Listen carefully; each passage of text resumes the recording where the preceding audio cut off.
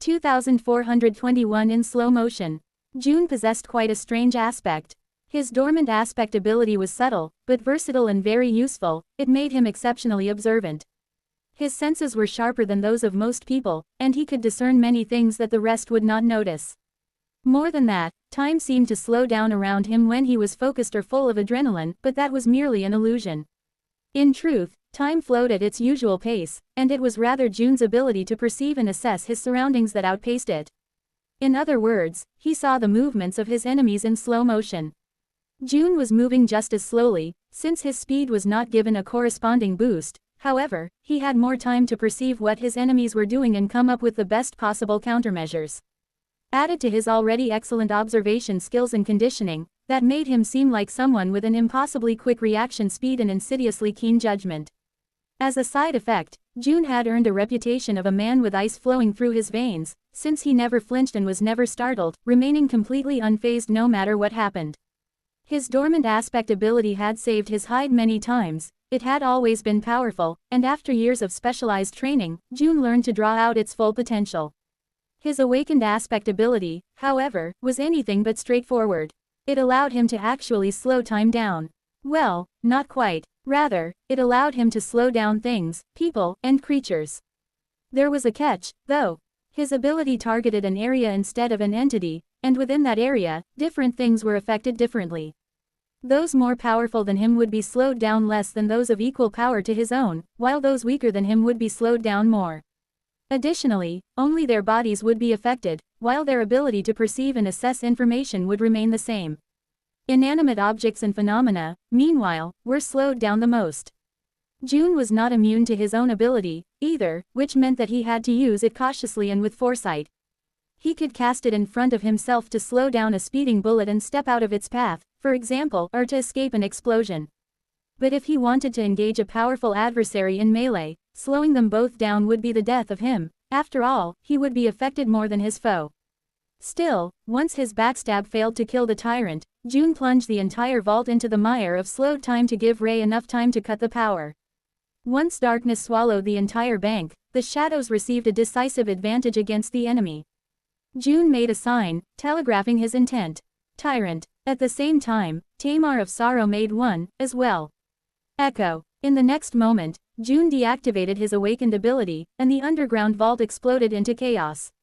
Corsair. The Tyr-Ant's voice thundered in the darkness, full of murderous wrath and something else entirely. In fact, it was a full-blown sonic attack. Luckily, June had already disappeared from his previous position, so he was not caught in the destructive shockwave. Fleur dashed forward, grabbing the vault keeper and pushing her to the ground. Tamar of Sorrow had already destroyed her restraints and exploded forward with breathtaking speed.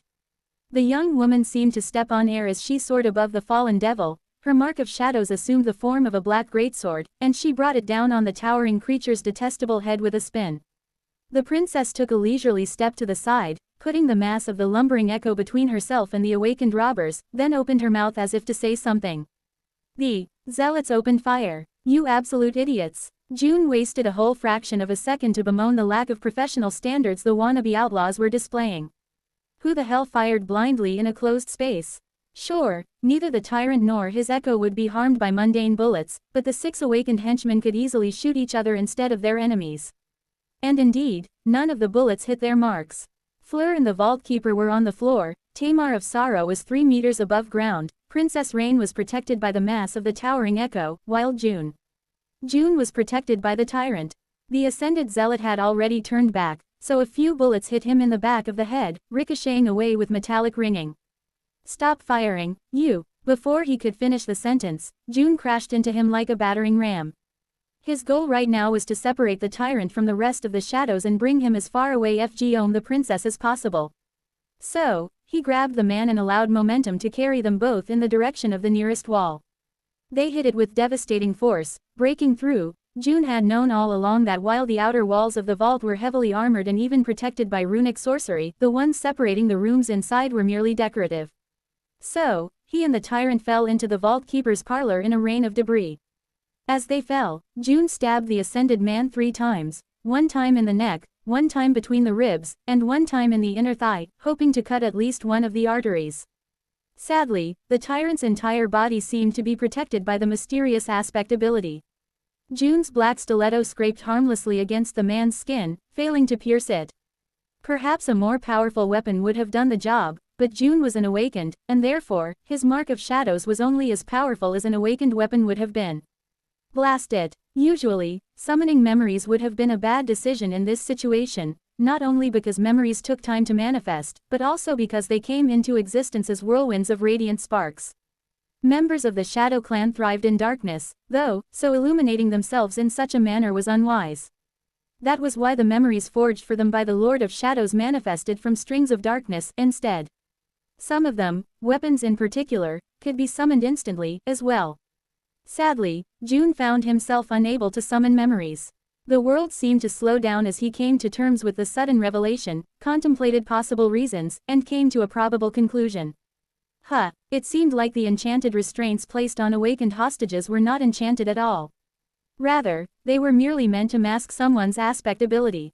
The tyrant's aspect ability, most likely. The man could suppress the flow of essence, thus interfering with the aspect abilities of other awakened and preventing them from summoning memories.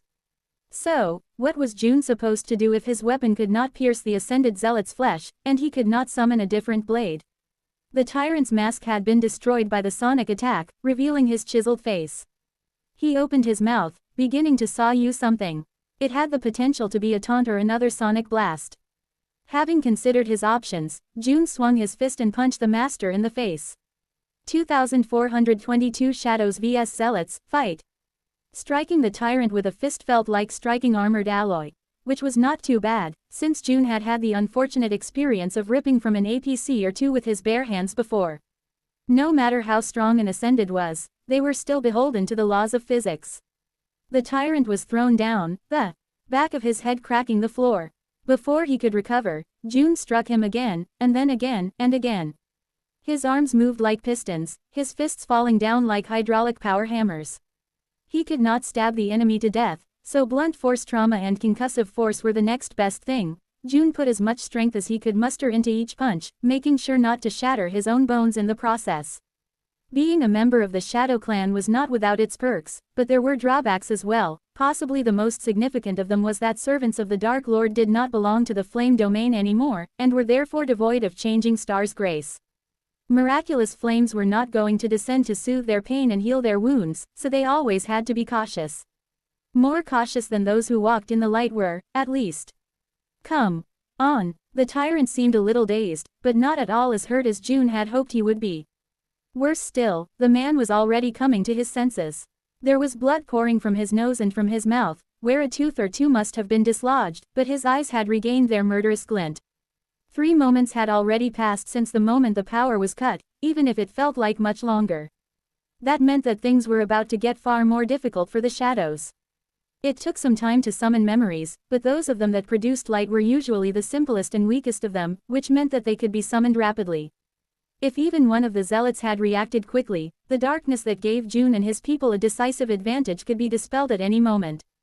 But June had to concentrate on the tyrant. Now that the man had regained his senses, trying to crack his skull with a barrage of blows was not an option anymore. Engaging a master in hand, too. Hand combat was a dangerous idea at the best of times, but trying to grapple one was pure suicide. So, June disengaged and jumped back, activating his awakened ability once again to slow the tyrant down. His essence felt sluggish, but his control of it was refined enough to break through the unknown hex. The Ascended Zealot still moved with a speed that left June appalled, jumping to his feet and summoning a whirlwind of sparks to illuminate his surroundings. To June, the innumerable sparks seemed to drift slowly through the air. He studied his adversary. The tyrant was older than he had assumed, his unshaven face pale and harsh. His equipment was mundane, offering no additional protection. Being stabbed, shot in the back of the head, slammed out a wall, and repeatedly punched in the face did not seem to have affected him in any significant manner. Blood flowing from his nose and his mouth was going to compromise his breathing, though. The man was left-handed, but his right eye was the dominant one. He also protected his left side slightly, most likely subconsciously, hinting at an old wound that was still letting itself be known, or at least a psychological habit. Not much to work with. June sighed, deactivated his awakened aspect ability, and lunged forward. Outside the devastated parlor, numerous things had happened in these 3 long moments. The fallen devil had lost half of its tentacle and was pushed to the corner of the room by Tamar's fierce assault.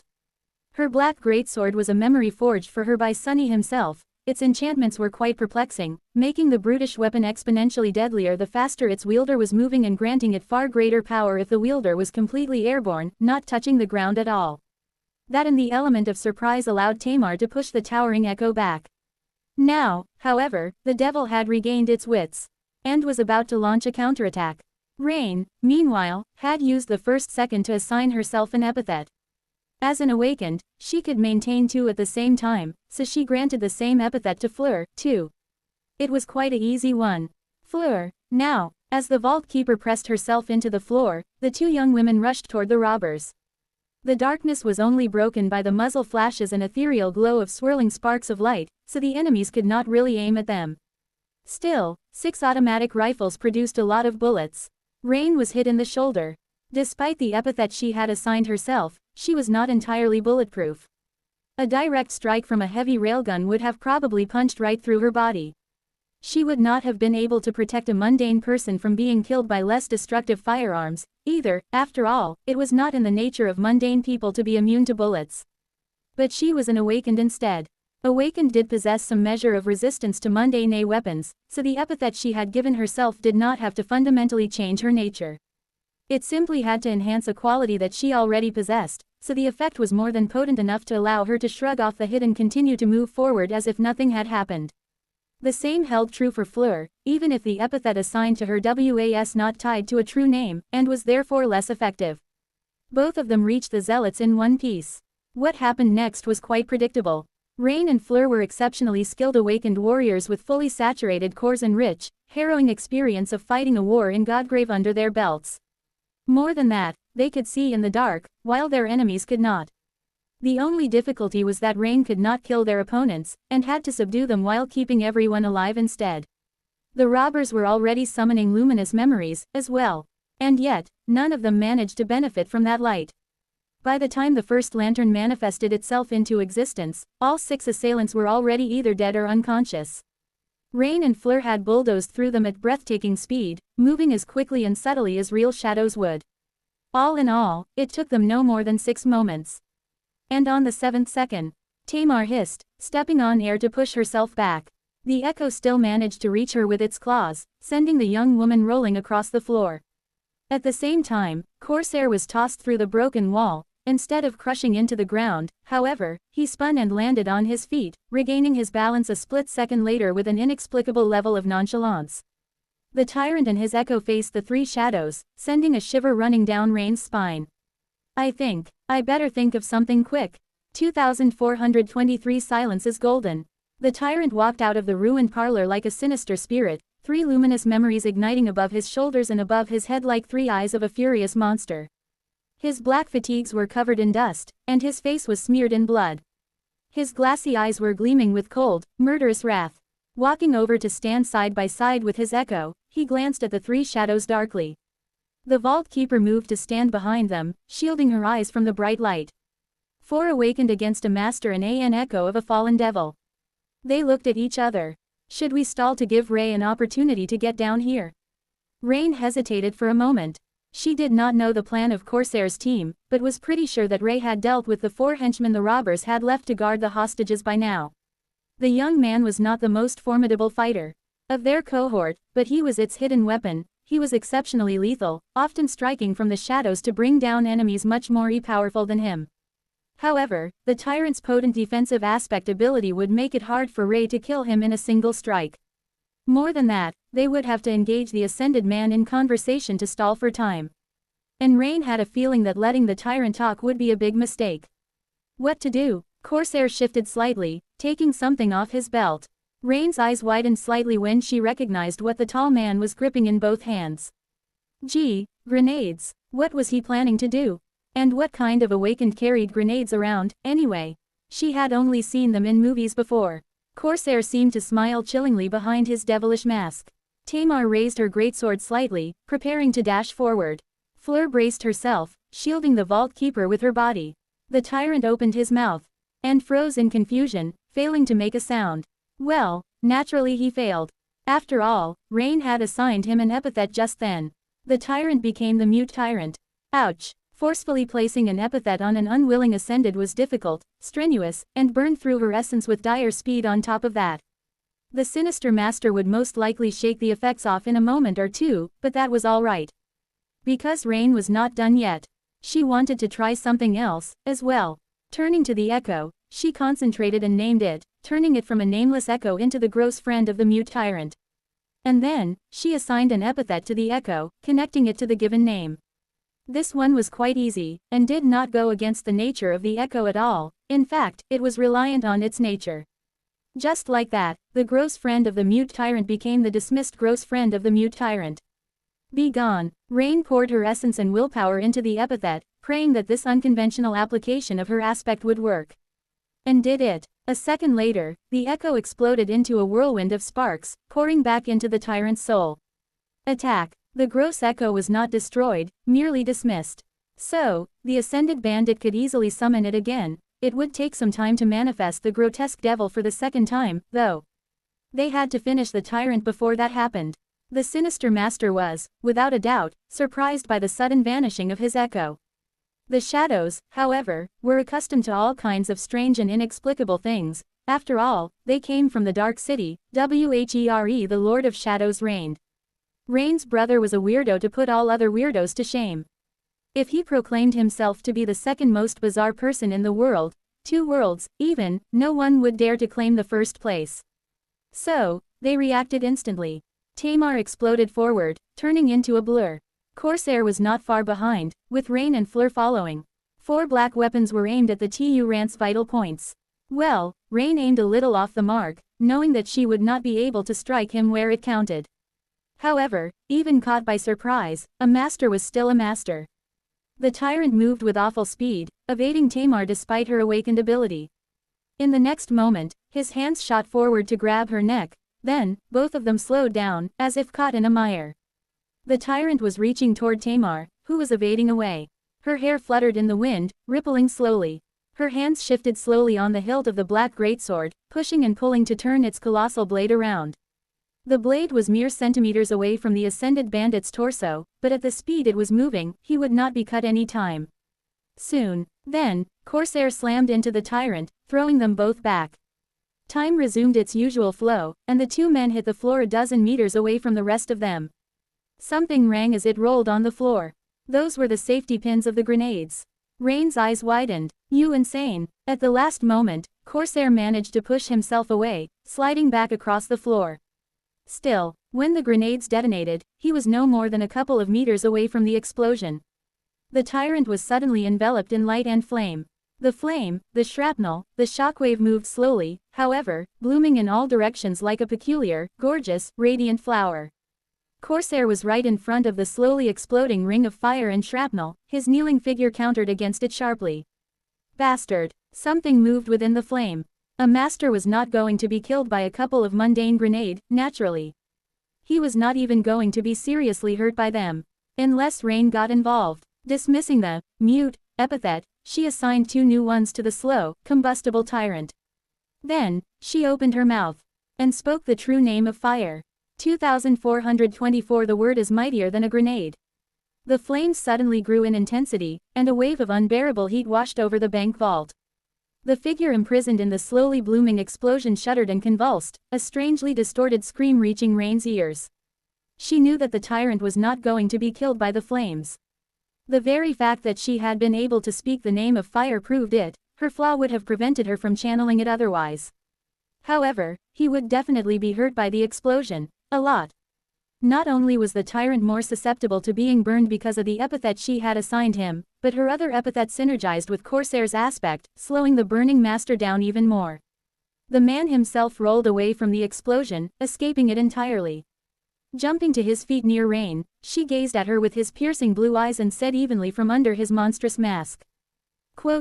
I thought you were a pacifist. Rain smiled radiantly. I am. With that, she turned to the burning master and dismissed the combustible epithet, replacing it with another one. Hyperalgesic. Extremely sensitive to pain. Rain was not going to admit why she even knew that word, but she did. And as a result, the peculiarly distorted scream turned into a strangely distorted howl. Corsair stared at her with his calm blue eyes. But, did Rain imagine it, or had the tall man shivered faintly? Surely, it was just her imagination. Some time later, the commotion was over. The robbers, who had turned out to be zealots, were unconscious and restrained. The badly burned corpse of the tyrant was covered by a sheet. Rain had not killed him, naturally. Like the peaceful and harmless person that she was, she simply made him wail and convulse in agony while Tamar and Corsair finished the job. She had suggested sparing the murderous zealot and merely knocking him out, even, but Corsair had other ideas. She could understand his decision, as well. The awakened criminals were already difficult to contain, but imprisoning an unhinged master demanded a wealth of resources the government did not possess. The government was barely holding the world from falling apart as it was. In any case, the lockdown was lifted from the bank. Corsair, Ray, and Fleur disappeared without a trace, while Rain and Tamar stayed behind to have a talk with the government forces. Tamar's status as a legacy and a former centurion of the 7th Royal Legion would come in handy to explain how a dozen awakened criminals and an ascended mastermind ended in their current pitiful state. After checking on the hostages and releasing them from the restraints, the two of them walked outside. As they waited for the police to arrive in front of the bank's doors, Rain glanced around, her gaze lingering on the graffiti marring the walls for a moment. She sighed. NQSC had really changed. In the past, there would not have been graffiti in such a prestigious district. Especially one lacking any artistic value. Just a mess of letters drawn in faded paint. There would not have been crazed zealots robbing banks, either. She glanced at Tamar. Hey, we did not just happen to be in that bank by accident, did we? Tamar gave her an impassive stare. Eventually, though, she shrugged. Maybe. Rain raised a hand and flicked her on the forehead. I knew it. Why, though? Don't get me wrong, I do not mind foiling a bank robbery. Actually, it was kind of exciting. But I am so busy today, I have to speak in front of a large crowd in an hour. She made a pitiful face. Tamar looked at her, remained silent for a few seconds, then sighed. Your brother is preoccupied at the moment. So, Aiko asked me to evaluate Corsair's performance and back his team up if necessary. Granted. She probably did not expect that I'd take you with me. Rain chuckled. So why did you? Tamar glanced at her with the usual stern frown. I mean, you're kind of hard to get rid of, you know. A rare smile illuminated her face, and she glanced away. Plus, I wanted you to see Corsair in action and get your opinion. I am assembling a cohort to challenge the second nightmare, you know. I had my eye on him, but needed to make sure that he'll fit. Rain smiled, as well. And what do you think? Will he fit? Tamar nodded. Sure, Astarion will fit just fine. Rain blinked. Huh, had she heard wrong? What did you say? Tamar looked at her in confusion. I said that Corsair will fit just fine. Why? Rain tilted her head a little. Ah, I think you misspoke. She pointed to the wall. That graffiti must have been on your mind, huh? There, someone had written in large, bold letters. Astarion. What's an Astarion, anyway? Tamar studied the graffiti for a moment, as if noticing it only now, then frowned and shook her head.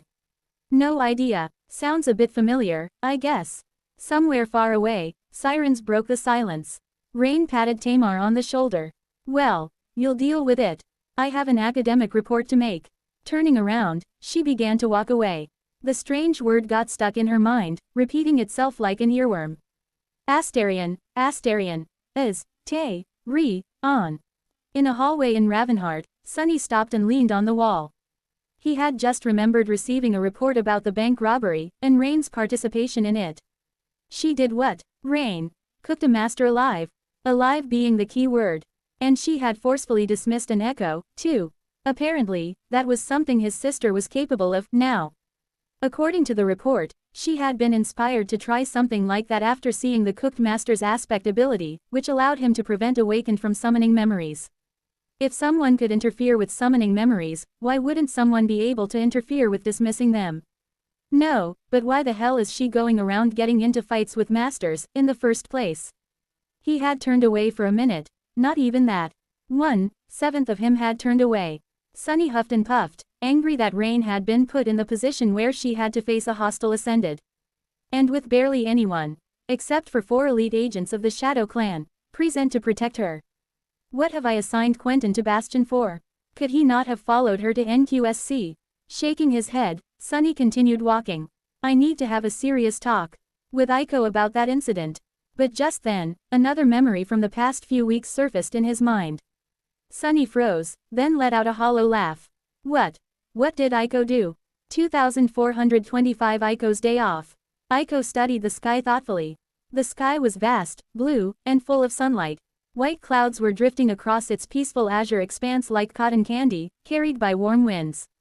She was pleased. Ah, finally, it was nice to see the light of day again after spending so long on the forgotten shore. The starless void of its orphaned sky was black and cold, with not even a moon to keep it company. Poor thing. The land itself was devoid of warmth and light, as well. It was quiet and tranquil but not exactly vibrant. So, visiting Bastion was something Aiko had been looking forward to very much. Not the least of all because people could actually appreciate her stylish outfit here.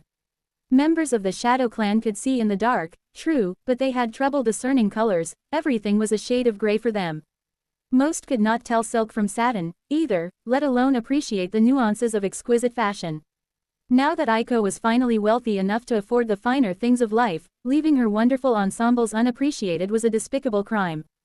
Feeling fierce and invincible in her white silk blouse, black skirt, flawlessly fitted vest, and tastefully embroidered blazer, she walked down the streets of the castle with determined steps.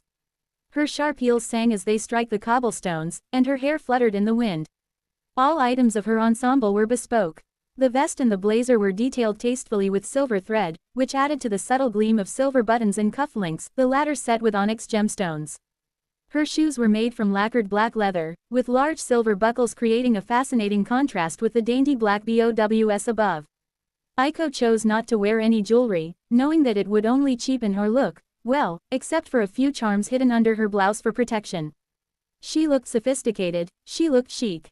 And most importantly, she looked exceedingly affluent. Anyone who knew anything would recognize just how exorbitantly expensive each item of her stylish ensemble was. Those who knew a thing or two about fashion, meanwhile, would be amazed to recognize the subdued cut of her outfit for what it was. The ensemble Aiko wore was not just any random arrangement of complementary clothes. It was actually a tasteful reimagining of the suit Morgan of Valor had worn to the last ever Valor Ball, designed and sewn by the same tailor, who was supposed to have retired after the fall of the Sword Domain. That was why it had cost Aiko a fortune. Worth it, she grinned, almost missing a large puddle in front of her. Her shoe was about to touch the dirty water when the petite girl floated into the air, gliding gracefully to the dry cobblestones on the other side. Landing softly, she turned back and smiled triumphantly. Not today, puddle. Ignoring the stares of the passers-by, she raised her chin and continued on her way with confident, albeit quite modest in length, strides. Reaching one of the inner walls of the castle, Aiko floated to the battlements instead of passing through a nearby gate. Standing there, she enjoyed the view of the glistening lake and of the great city beyond. Bastion had grown tremendously since the first time she saw it. Back then, when Aiko was a youth who had just escaped the Forgotten Shore, there was not even a city on the shores of the lake. Every awakened sheltered by the great citadel, including her and Kai, lived within the castle. There was nothing but ash and nightmare creatures waiting for them beyond its walls. Things were different now, naturally. Bastion sprawled around the lake, with no end in sight. The city was vast and immense, sheltering close to 100 million Arla. Unlike the claustrophobic cities of Earth, which endlessly grew upward or burrowed into the ground to stay within the narrow confines of defensive barriers, it stretched in all directions freely. The buildings of Bastion were relatively low, not only because building towering human hives in the dream realm, where most of modern technology turned useless, was all but impossible unless sorcery or people with powerful utility aspects were involved, but also because there was no need to build them high. Aiko liked it better. She liked looking up and not feeling crushed by the looming mass of alloy and concrete, or crimson coral, and breathing in the vastness of the sky with a full chest. Naturally, sustaining a city of such size in the dream realm was no easy task. In fact, the rate with which Bastion had sprouted from the ash was nothing short of impossible. If not for the innumerable awakened working day and night to build homes for the refugees of Antarctica and new settlers, none of it would have been here. The city was at capacity at tearing at the seams, though. These days, most of the settlers were channeled to other citadels across the vast reaches of the former Sword Domain, while those in the west traveled along the River of Tears to settle down in one of the human strongholds situated in its basin. There were innumerable problems to be solved in Bastion. It was all boiling and changing, taking form and crumbling, always one step away from complete collapse. Which meant that there were innumerable opportunities to be reaped. Aiko was not the same youth anymore, either. She had changed, too. She had gone from running a gambling den in the Bright Castle to running the entirety of the Dark City, as well as the powerful shadow organization dwelling there. Naturally, there's the boss, but let's be honest here. That walking calamity can't even manage himself. I mean, how did he manage to lose one of his incarnations? Who does that? Who has incarnations, and who goes around losing them? Aiko scoffed and prepared to glide off the wall. At that moment, however, a polite voice interrupted her. Excuse me, my lady. Flying is forbidden in the inner rings of the city. Turning her head, Aiko tried to look at the awakened guards who had approached her while patrolling the wall. Sadly, she had to crane her neck to actually look them in the eye. So, instead, she floated up until she could look down at them snobbishly. Good to know, thank you. However, I am obviously floating, not flying. The guard who had spoken to her blinked. What is the difference? Aiko gave him a confused look and did not respond immediately, as if stunned into silence by the question. Eventually, she said, velocity. Velocity is the difference. She floated with the help of the awakened ability, and pushed herself with the help of her dormant ability. So, her speed had never been too great. The guards looked at each other. The other one shook his head. No, as stated by the regulations regarding unconventional spatial movement, flying is constituted by aerial movement with the help of a self-generated directional force, while floating and gliding are constituted by the lack of said directional force. You were obviously flying, my lady. I am deeply sorry, but we will have to fine you. It is really a small sum. Aiko smiled dangerously. Oh, well, in that case, by all means, over my dead body. They wanted to fine her. In their dreams. The guards stared at her with lost expressions. Excuse me, Aiko crossed her arms haughtily. Do you even know who I am? They studied her expensive outfit for a few seconds, then frowned. No, we don't. We have no idea. But what does that? Aiko smiled radiantly. Wonderful. With that, she allowed the wind to carry her over the lip of the wall and glided rapidly toward the crowds of people below. After all, since they had no idea who she was, they would not be able to find her in the city of 100 million people. The guards were so shocked that they were a second too late to react. Hey, wait a moment. But Aiko was already gone, enjoying the gorgeous boon of anonymity. Directional force, directional force. Bah, how silly, as if I'll allow myself to lose money over something like that. 2426 The fine nuances of printing money.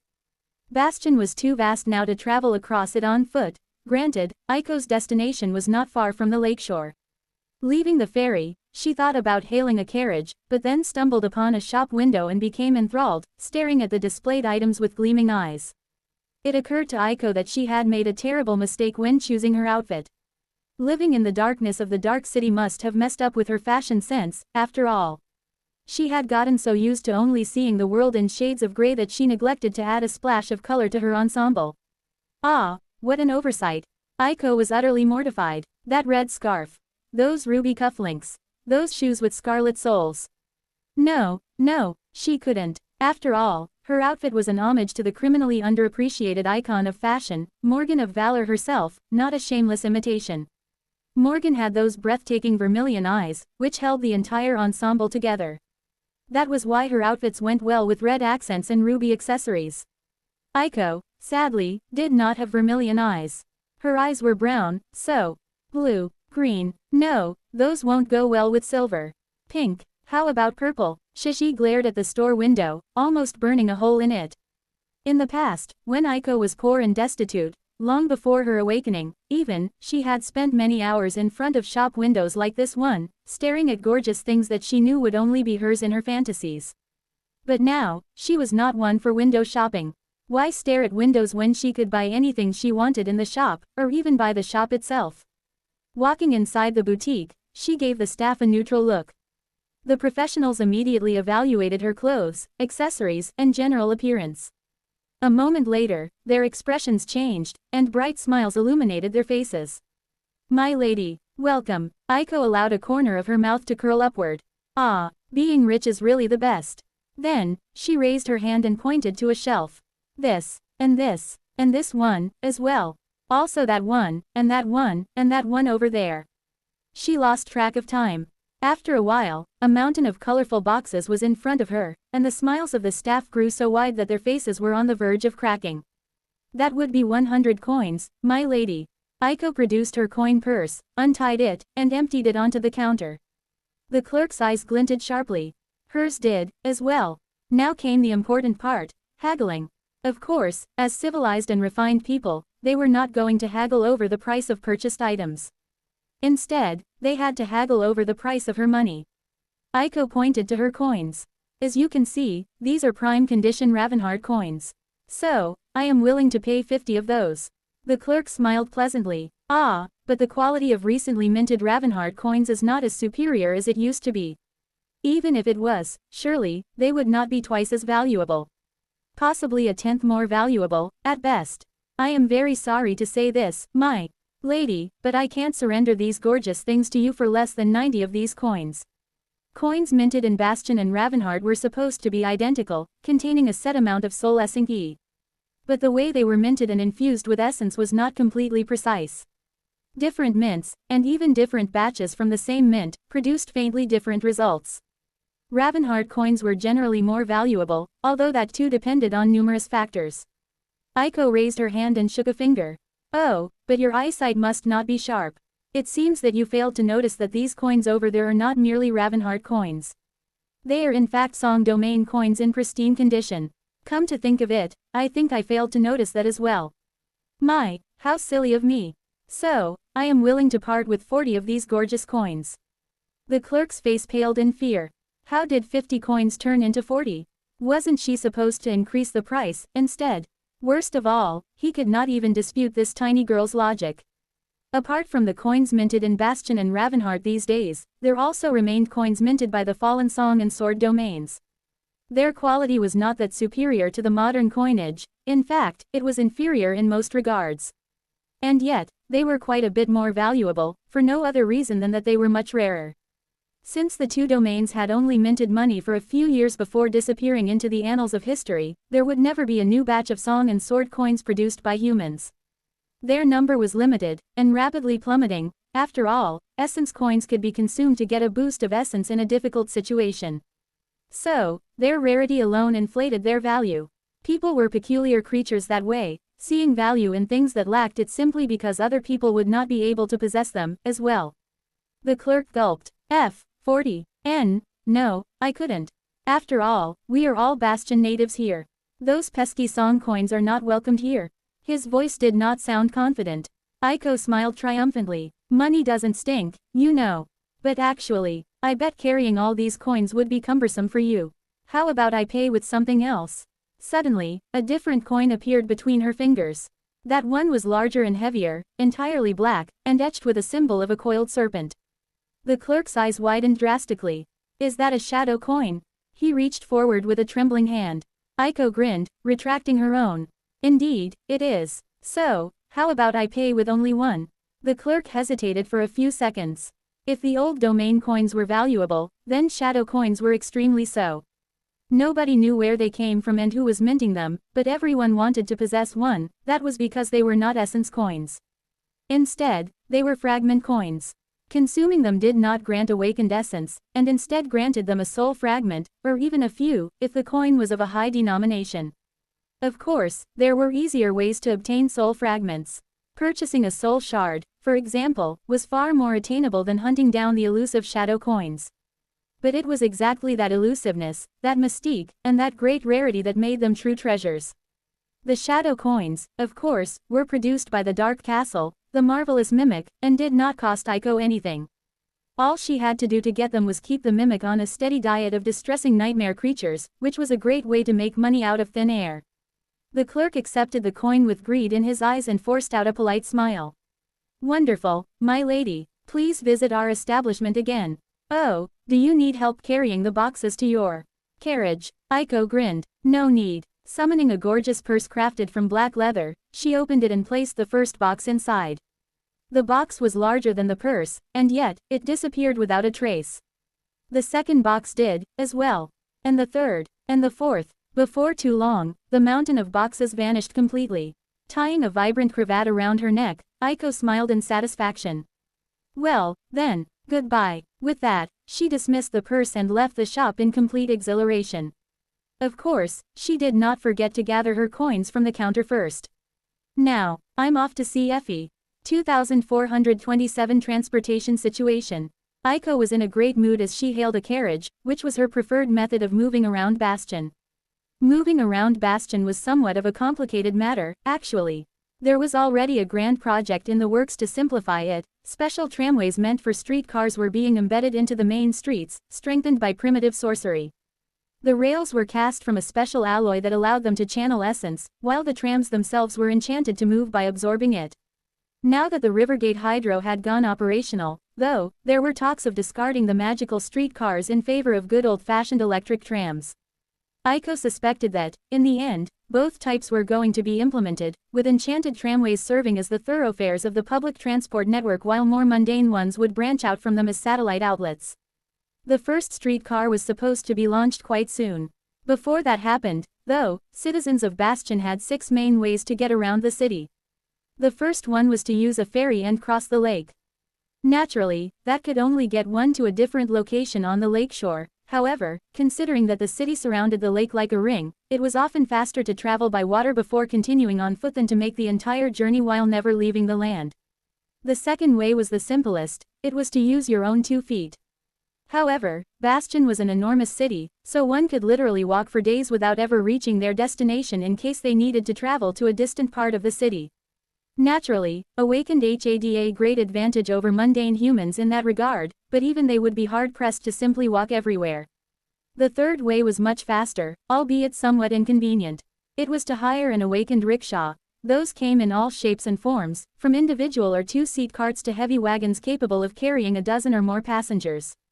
Their speed and capacity depended entirely on the puller's personal strength, and while most Awakened sought better opportunities, some saw owning a rickshaw as a safe way to make modest amounts of money. The fourth way was a more comfortable, luxurious, and prestigious version of the third. It was to hire a carriage pulled by an echo. There was no beastmaster in Bastion, and therefore no army of enthralled abominations to serve as the engine of civil infrastructure. So, echoes were the next best thing. Sadly, despite the fact that there were numerous times more Awakened in the world these days, most of whom were waging war against the Dream Realm on numerous fronts, there were still not enough echoes out there to make this mode of transportation widely accessible.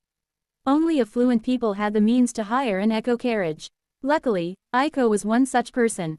So, she preferred to hail a carriage, even if there was a faster way to get to where she was going. That faster way was to ride an echo mount.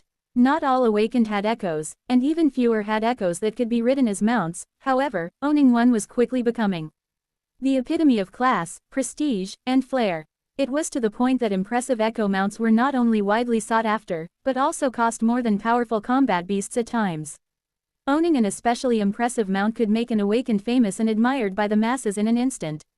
Aiko could probably get herself a pretty, stylish, and utterly magnificent echo mount or 2, but she did not like riding them at all. Why would she want to toss and rattle on the back of a towering beast? Not only would that ruin her masterfully tousled hair by actually tousling it, the horror, but it would also wrinkle her clothes, not to mention limiting her wardrobe. Thanks, but no thanks. The last way of getting around Bastion was quite peculiar and, strangely enough, in competition with personal echo mounts in terms of convenience.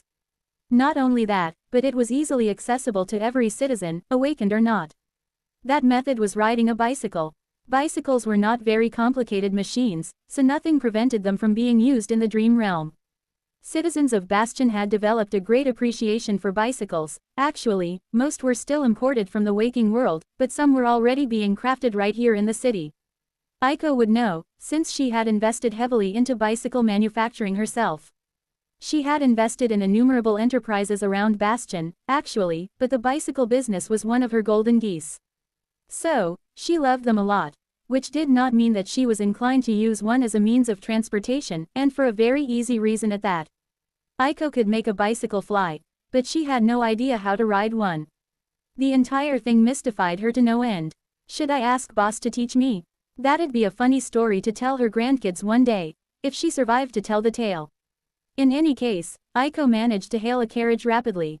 Climbing into the soft seat, She told the driver where she wanted to go and leaned back, enjoying the view and the warmth of the sun on her face. She even started to hum a happy song quietly, feeling that her day simply could not get any better. She was still humming it when the carriage suddenly shook and came to an abrupt halt, as if hit by an earthquake. Then, an enormous yellow eye appeared outside the window, staring at Aiko with sizzling intensity. The driver reeled back on his seat, shouting in fear and indignation. And an echo? Who let their echo run wild, damn it? Letting out a sigh, Aiko opened the door and floated out of the carriage. Language. Outside, an enormous wolf sat on the ground, towering above the carriage like a small mountain of white fur. Its tail was wagging wildly, making the ground shake a little with each strike. The wolf's tongue was hanging sideways from its mouth, and it was panting happily, staring at Aiko with gleaming eyes. She glanced at the driver and frowned. That is not an echo. Can't you see? That is the venerable Saint Ling. Watch your tongue in front of a child, Mr. 2428 Fairy Godmother. Auntie Aiko, let's fly. No, walk on your 2 feet. Don't wanna. Walking on 2 feet is stupid. What? How is it stupid? Auntie Aiko. 4 feet is the way to go. Don't you know? Yes, but Wolfie, you are a big boy now. Ling Ling is not a big boy. I am only 6 years old. I mean that you are too big to walk on all 4s. The street is not wide enough. Oh, so let's fly. Aiko suppressed a smile. Little Ling had assumed his human form, so she was holding his hand as they walked along a tranquil street. It would have been a cute scene, in normal circumstances, but the two of them made for a strange pair, mainly because she was barely taller than the little boy. Aiko was very petite, while Little Ling had been abnormally large even as a toddler. Now that he was 6 whole years old, his height was no different from someone twice his age. It was a bit scary to imagine what the boy would look like when he grew up. The rascal would probably dwarf even his inordinately tall mom, which was a rare feat. Still, his height aside, Little Ling glanced like an adorable 6-year-old now. He was a proper child, not the clumsy toddler he used to be. It was very strange to see him all grown up, forming full sentences, and talking like a little adult. Aiko had not even had to remind him to summon his clothes when he turned into a human. Her chest swelled with pride.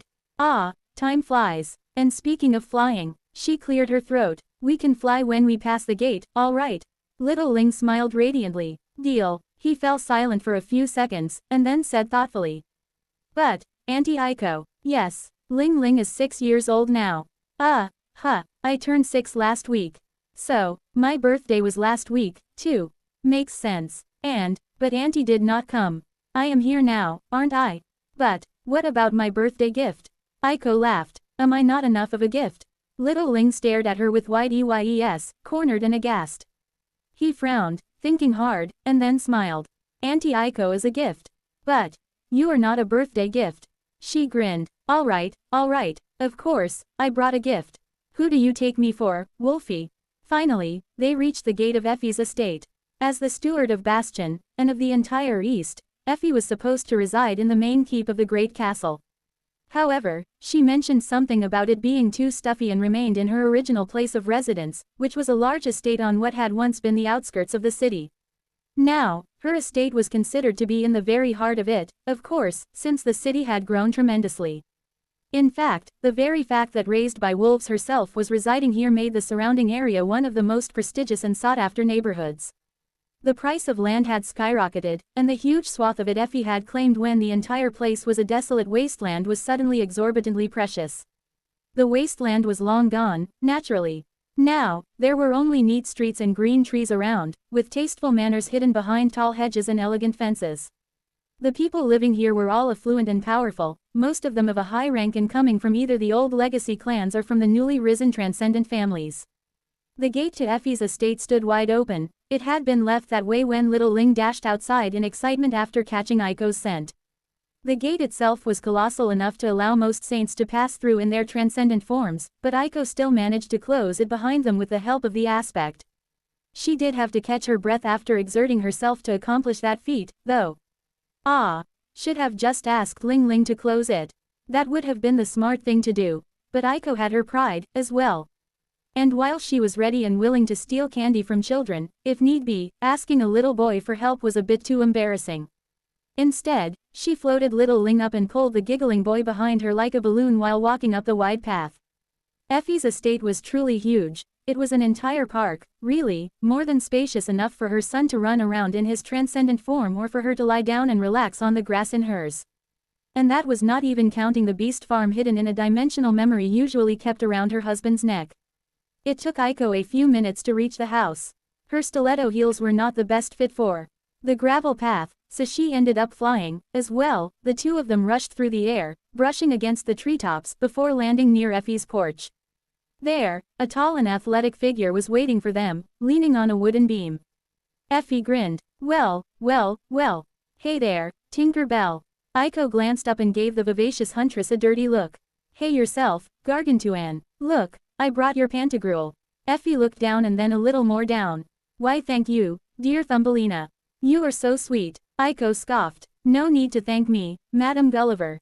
It's my pleasure. Little Ling looked between them with a confused expression, then said hesitantly.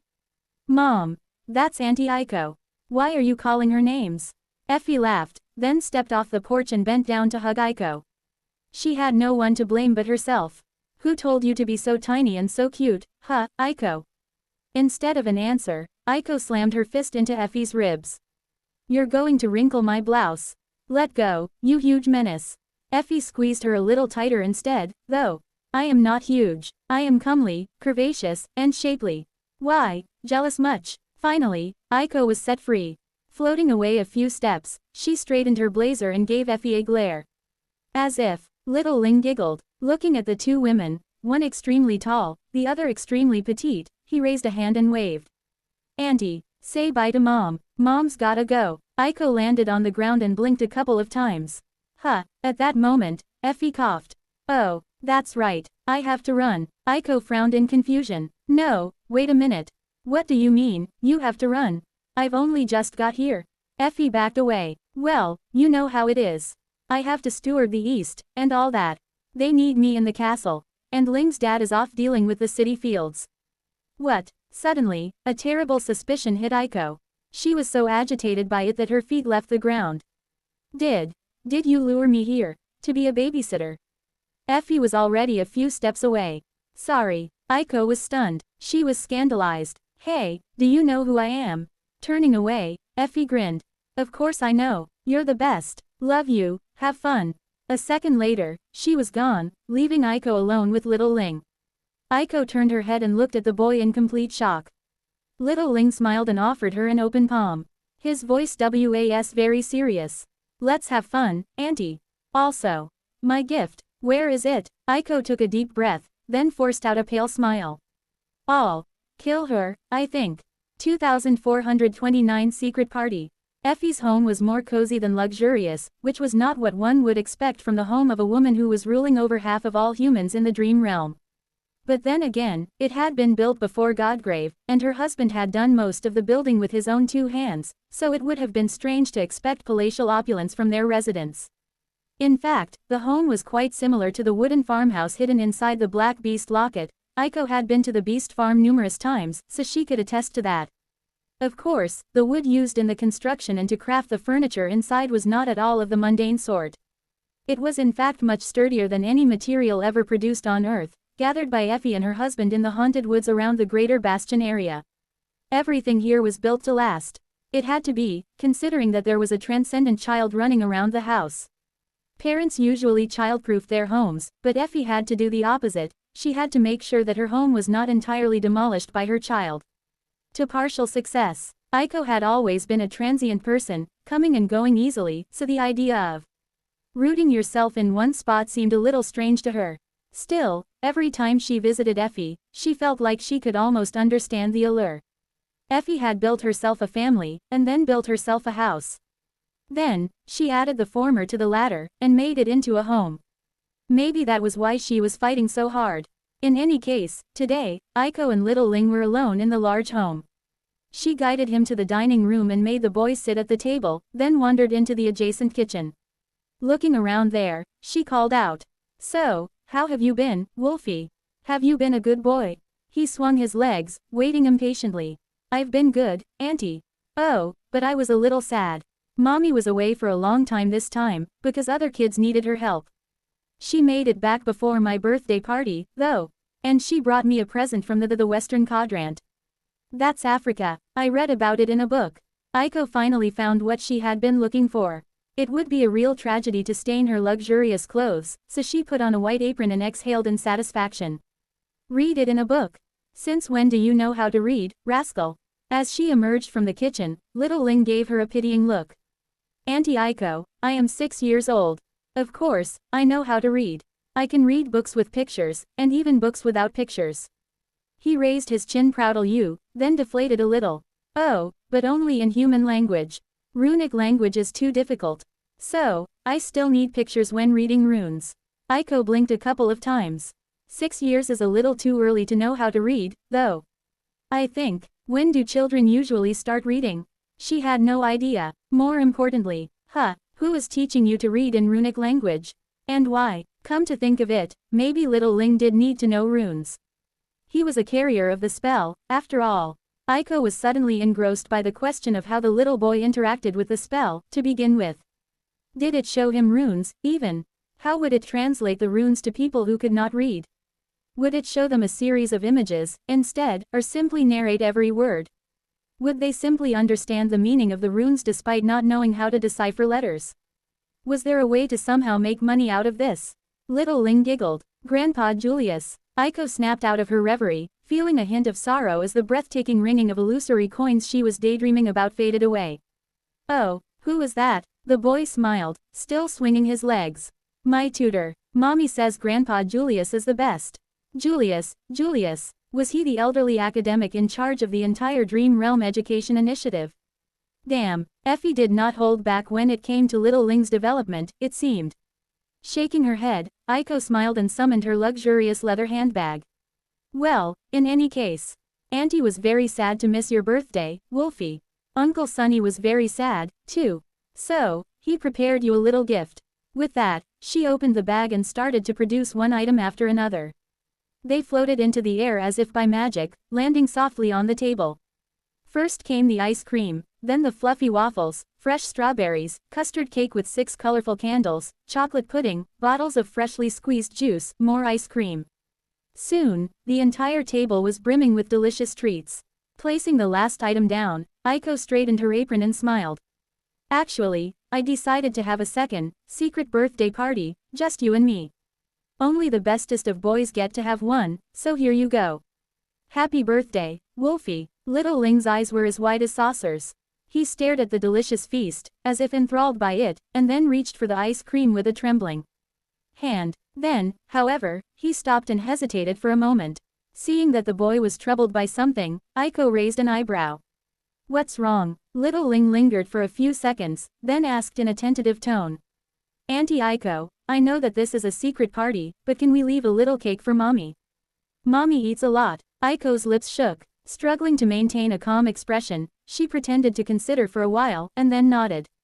All right, your mommy does indeed eat a lot.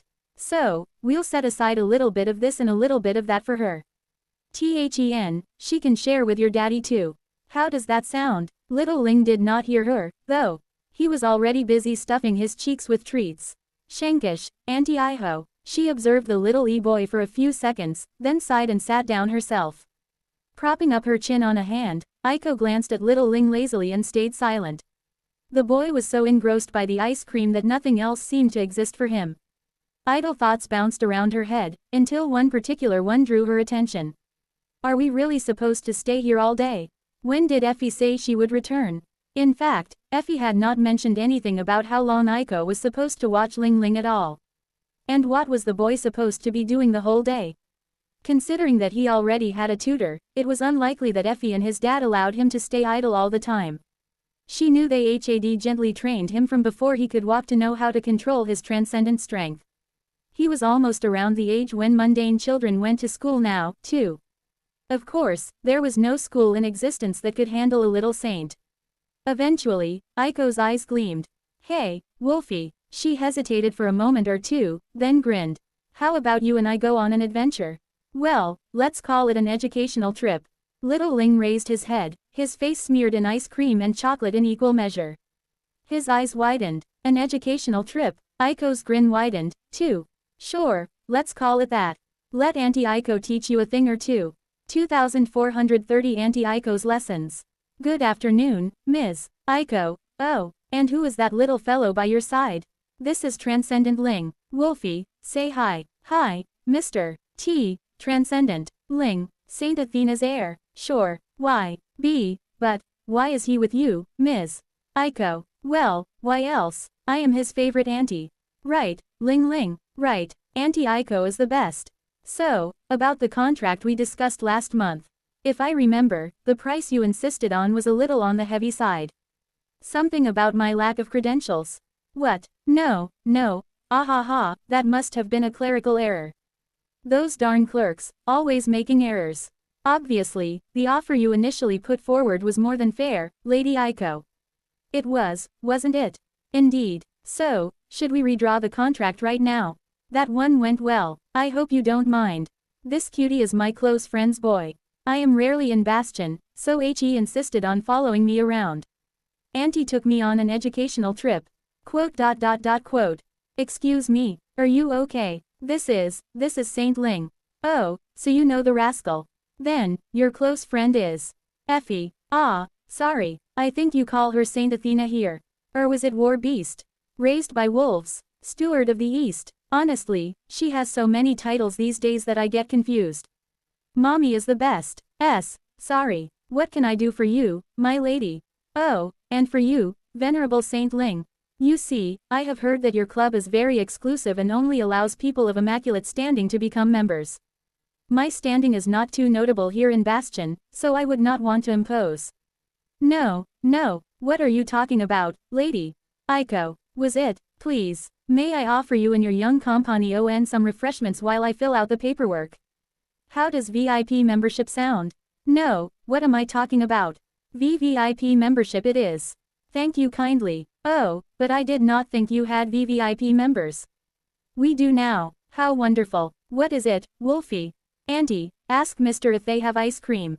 Ling thinks that he will be very refreshed if he eats ice cream. That one went even better. Welcome. How can I help you? Good day. My young friend here kept insisting on getting ice cream. Well, you certainly came to the right place. So, would you like to buy our signature ice cream? I would like to buy your ice cream shop. Quote. Excuse me, Auntie Aiko, I want pistachio flavor. I see. That will be your ice cream shop and 1 cone of pistachio ice cream, please. Can I pay in cash? That one went wonderfully, too. Some time later, Aiko and little Ling were sprawled on a bench in a small park, enjoying 2 cones of ice cream. The sun was shining high in the sky, and both of them basked in its warmth, tired and deeply satisfied. Little Ling licked his pistachio ice cream, let out a content sigh, and glanced at Aiko. Auntie, can I ask you a question? Aiko shrugged. Sure, go ahead. The boy considered his words for a moment.